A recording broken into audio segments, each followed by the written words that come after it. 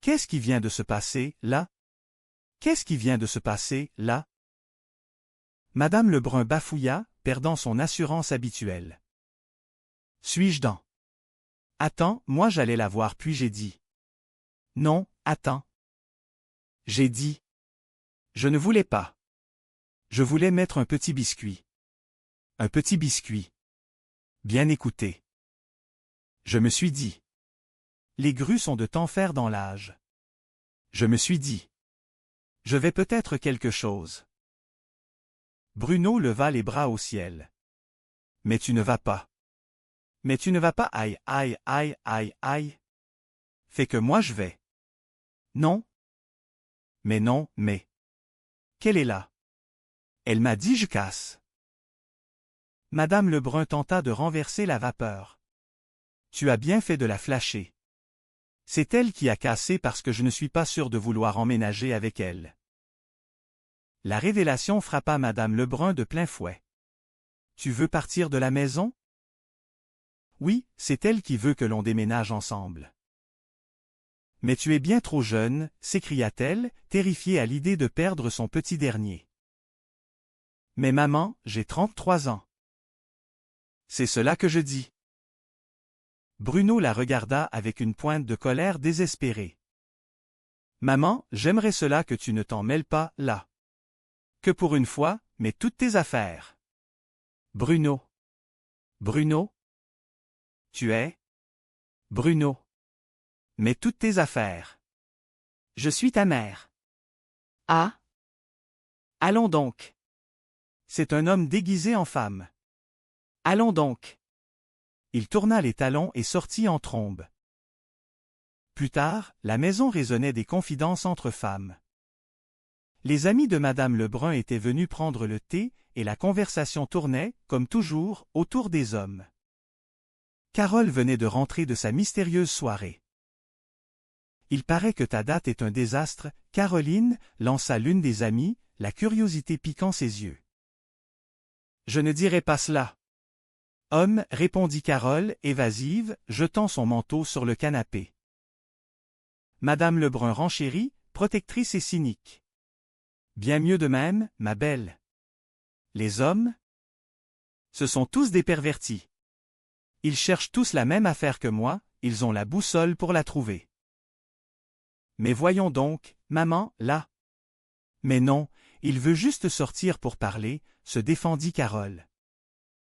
Ah oui, pour parler, hein? Bien, on va jaser. Maman? Non, non, s'il vous plaît. J'ai oublié ma sacoche. Je vais la laisser dans l'autre décor. Madame Lebrun la regarda avec un scepticisme affectueux. Ah bien, moi? En fait? Comme si vous ne le saviez pas. Je ne sors jamais sans ma sacoche. Ma date n'était pas un désastre. Ah non? Quand est-ce que tu le revois? Je ne le reverrai pas. Un désastre, avoua finalement Carole, vaincue. La voisine, Madame Dufour, prit la parole avec fierté. Ma fille Barbara s'est trouvé un nouveau prospect. Un vrai pot de colle. Ne dites pas cela, Madame Dufour. Je l'ai rencontré, c'est un très bon gars, intervint une autre. Madame Lebrun ne put s'empêcher de commenter. Encore un niqueur, hein? Vous me trouvez sur qu'elle a l'habitude de ramasser, là. C'est un gentleman, insista Madame Dufour. Madame Lebrun pouffa de rire. Ah oui, un gentleman, hein? Comment tu qualifies cela? Un gentleman? Le gentleman? Comment tu pourrais le qualifier? Je ne sais pas. T'ouvre-t-il la porte? Est-ce qu'il a enlevé son manteau?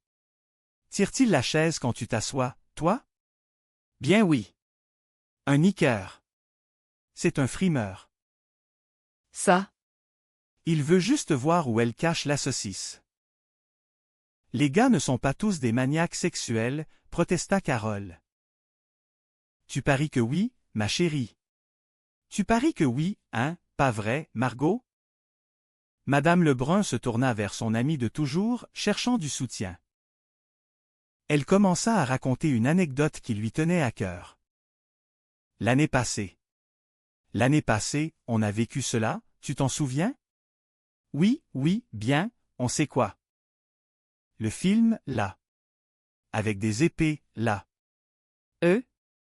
Radiateur. Le lauréat. On était toutes mignonnes. Nous autres, hein? On était toutes bien arrangées, nos cheveux. Moi? J'avais l'air des années 80, là. Puis elle, de Jean-Luc Mongrain, là. Là? Cela ne faisait pas 5 minutes que l'on était dans le cinéma, ok? 5 minutes. 5 minutes, 5 minutes. Ah, non, pas capable d'en parler. Elle mima un malaise dramatique. Pas capable, moi, cela m'émeut. Non, je ne suis pas capable. Bien, raconte-le donc, toi, Margot. Margot prit le relais, les yeux écarquillés par le souvenir. J'étais là. Ok. Il est arrivé, il est rentré. Puis il s'est assis juste à côté de Margot. Juste à côté. Juste à côté de moi.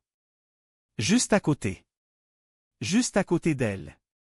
Cela ne fait pas 5 minutes qu'elle était là. Qu'est-ce qu'il fait? Hein?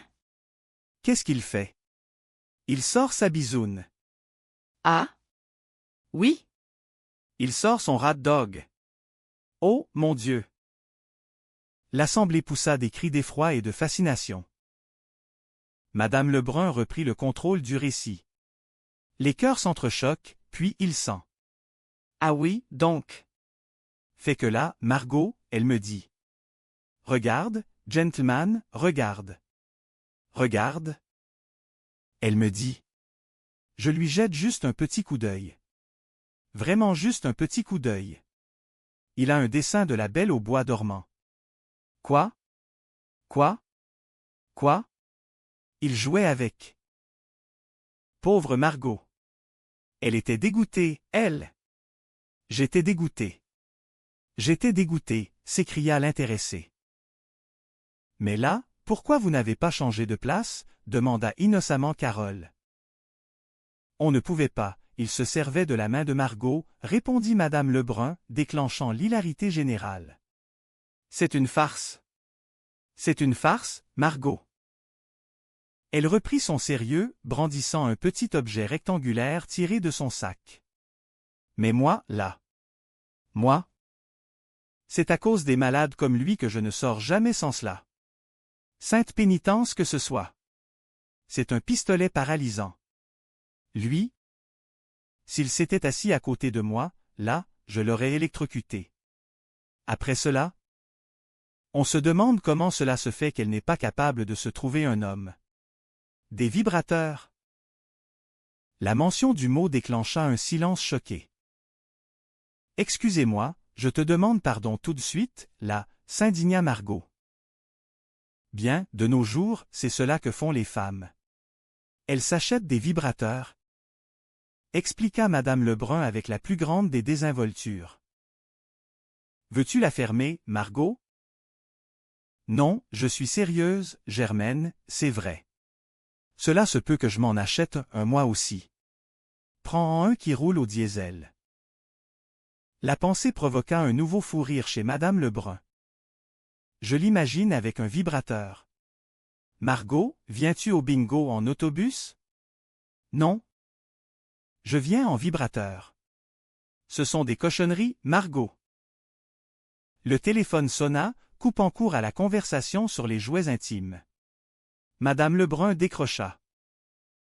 Oui? Allô, est-ce que je suis à la clinique externe? Oui? J'appelle pour prendre des nouvelles de monsieur Lebrun. Adélard? Lebrun? Lebrun? Comme dans Lebrun, Lebrun. C'est lui, cela, oui. Il est très généreux. Ce qu'il a fait. Hein? Regarde, il est à côté de vous, là. Passez-le-moi, s'il vous plaît. Merci. Méchant tapon, lui. Elle entendit la voix confuse d'Adélard à l'autre bout du fil. Allô? Grand-papa. C'est Germaine. As-tu rempli un formulaire? Qu'est-ce que tu as coché? Cœur? Foie? Rein? C'est un formulaire.